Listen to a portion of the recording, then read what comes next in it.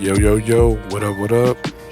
Telly McLean here, back with another episode of In the Loop.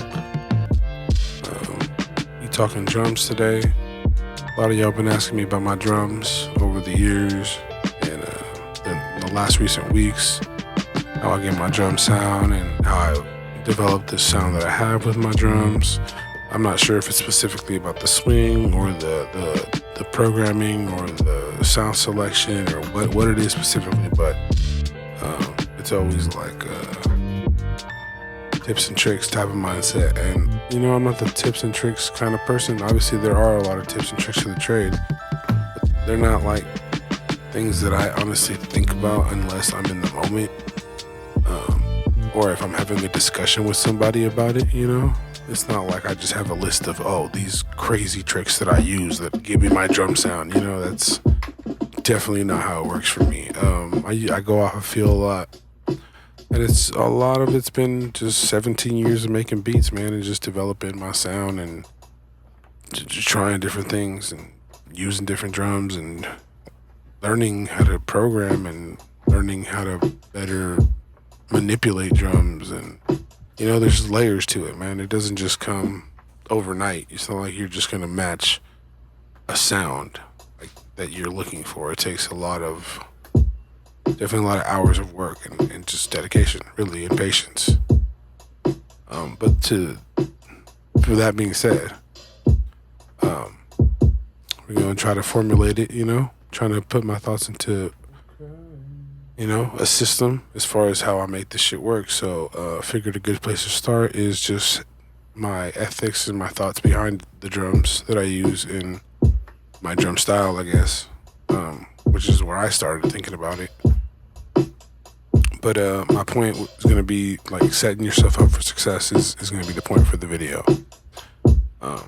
We all spend countless hours looking for the perfect snare, the perfect hi-hat, the perfect ride, the perfect open hi-hat. It's an endless battle, it seems like, just trying to find the right drum sound for the beat that you're creating at the time, and you lose a lot of momentum doing that. And I, for one, hate that. I don't know about you guys, but there's nothing more not demoralizing, but just downer, like when you just got some dope beat going on and then you have an idea for a certain snare and you just can't find it. So, and not to mention just having an infinite amount of like drum kits in your fucking hard drive, which, I mean, if you're that kind of person, that's cool, man, but after a certain point, it's like you can't really, it's just people are doing the sound design and recording, and unless it's somebody that you really just specifically love that person's approach to music, you know what I mean? It's really, you don't need an infinite library of drums, and that's where I would start. Well, let me back up real quick. I wouldn't start right there. I wouldn't just say stop downloading drums, but it is a good place to start. But before you do that, I would say definitely think about what type of drums you like, and go back and reference your beats and look at the drum sounds that you use and go to often, the ones that you have favorited, the ones that you love. Those are the ones that you should most likely focus on and build on that kit. For me, it's very specifically for the boom bap hip hop shit, it's more jazzy, tight, dry, I guess you would say close mic'd drums. I just like that really, really close sound, think like JD Beck, Yusef Days, DJ Harrison. But I also like really loud and big drums too, There's a time and place for different sounds that I use. And this could be applied to all genres of music, all different styles of music that you do. So it's not like just one sound kit, there's a drum kit. But essentially, think about the sounds that you like, the sounds that you really like going back to. Think about the sound design that you've done and take all this into consideration. Side note also, velocity and swing and all this, and And recording, how you program the drums also has a big part to do with it, but I'm going to touch on that on a different video. That could be a whole video in itself. But all that stuff aside,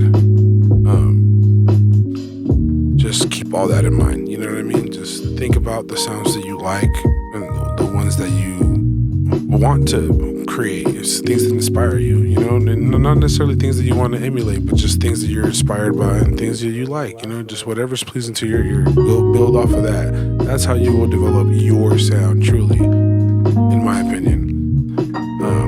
But because I ran into this problem, let me back up real quick.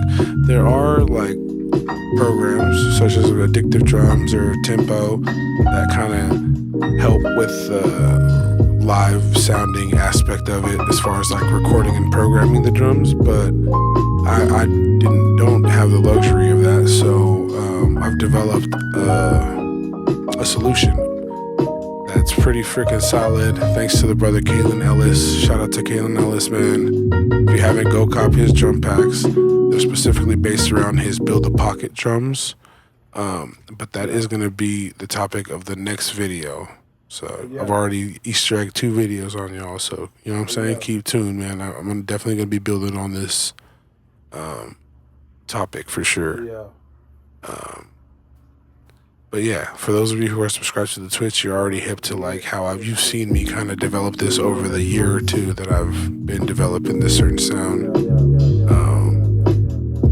But yeah, man, stay tuned for that. And like I said, if you haven't already, like and subscribe, hit that notification, all that jazz. The shit would be greatly appreciated, man. I love y'all.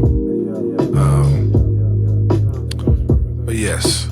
That's just one approach. That's just one way that I would first start thinking about it and approaching it.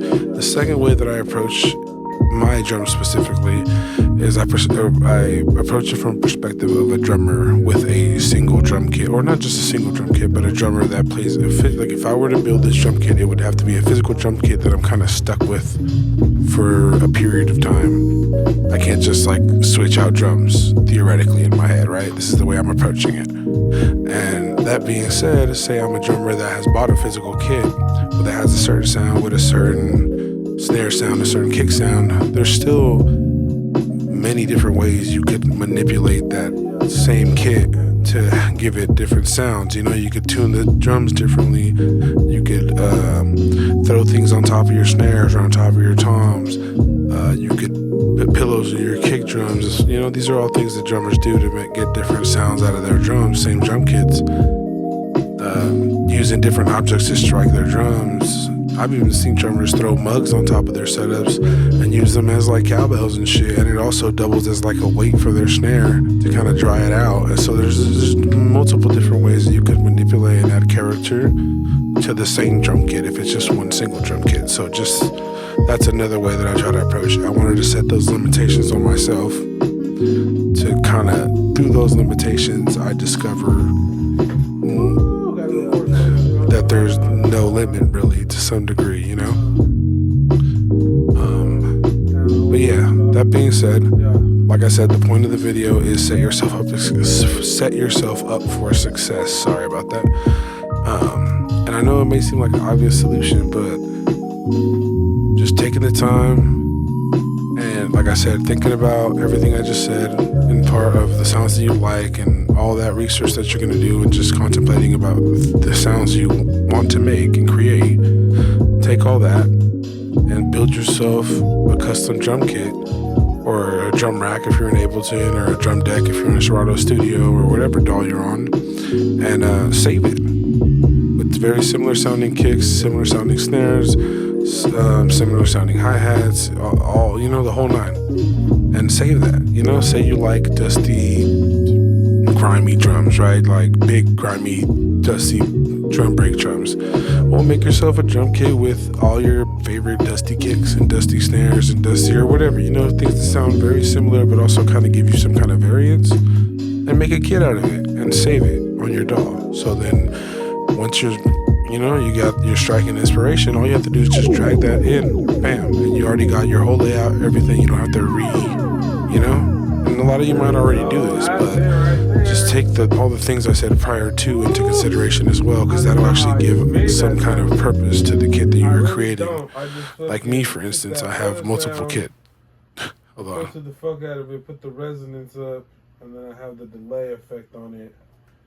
On like 4. Trying to remember how I created this sound. 21 delay. Okay. I don't know what the hell, but I don't know. Wait.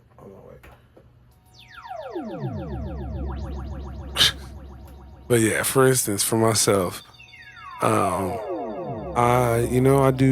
got like a kit called thick snares, and I got another one called like tight dry Foley kit, and I have another one called tight dry Jazzy kit, and I have another one called Jazzy Kit 2.0, and another one called Tomfoolery that has all my favorite toms on it, so I could do drum rolls and stuff. I have another one called What's the Symbol, and it's like all my favorite open hi-hats and ride cymbals and shit. So all these things all this preparation that I'm doing beforehand just really does save me all this time when I'm creating, as you've seen in this video. I hit record before I started recording the video, and I just loaded up an Ableton project, and I just started banging out, a beat. So it'll increase your, what am I trying to say? It'll increase your efficiency, definitely. And it'll keep you from losing the momentum of the moment, which is the most irritating part of creating, when you just like you have something and then you lose it because you're just wasting time trying to find it in the wrong place, as opposed to just developing the idea, and you can always perfect it afterwards, or swap out the drums in post or whatever it is if you don't like a certain hi-hat or whatever it is, you know what I mean? Yeah, that's the process in a nutshell, really. And like I said, there's more videos that are going to come out about this, because this is a much deeper subject to me than just a quick video of how do you get your drums to sound better. So I hope you guys can appreciate this and follow me on this journey of discovering my own sound and formulating it and systemizing it, I guess, to try to help you guys out too. But yeah, that being said, I think I rambled on enough for this video. Thank y'all, man, for tuning in. Thank you, everybody in the comments, everybody who's been subscribed, man. Almost at 400 subscribers. It's crazy. In 2020, I had literally 0 subscribers, and I haven't really buckled down and had a serious YouTube grind, but like, y'all been growing with me, and I appreciate y'all. And also, I got more koala videos coming out, because I know y'all like those. So stay tuned for those too, man. But appreciate y'all. But yeah, hit me up on IG. Hit me up on the comments. Let me know how you feel about these videos. If there's any other videos you want me to make, specifically about koala or anything else. There's a lot of dope shit coming out in koala soon. So stay tuned for their updates too, man. I'm letting y'all know. If y'all got the beta, But yeah, man, till next time.